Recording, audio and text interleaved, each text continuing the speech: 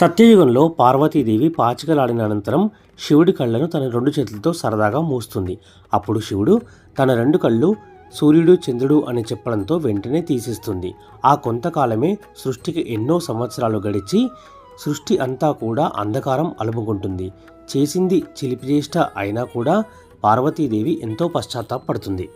తన చేష్టకు ప్రాయశ్చిత్తంగా పార్వతీదేవి భూలోకానికి వచ్చి కాంచీపురం సమీపంలో వేదవతి నదికి ఒడ్డున సైకత లింగాన్ని ఏర్పరచుకొని ఆ లింగానికి పూజలు చేస్తూ కాలం గడుపుతోంది. అట్లా పూజిస్తున్న సమయంలో శివుడు పార్వతీదేవిని పరీక్షించదలిచి తన జటాజూటం నుంచి గంగను జారవిడిచాడు. అప్పుడు వేదవతి నది ఉధృతంగా ప్రవహించింది. ఆ ప్రవాహానికి శివలింగం కొట్టుకుపోకుండా పార్వతీదేవి గట్టిగా పట్టుకొని నిశ్చలంగా నిర్భయంగా ఉండిపోయింది. అలా పార్వతీదేవి గాజులు మరియు నగల ఆనవాళ్లు ఇప్పటి కూడా ఆ శివలింగంపై మనకు కనిపిస్తాయి.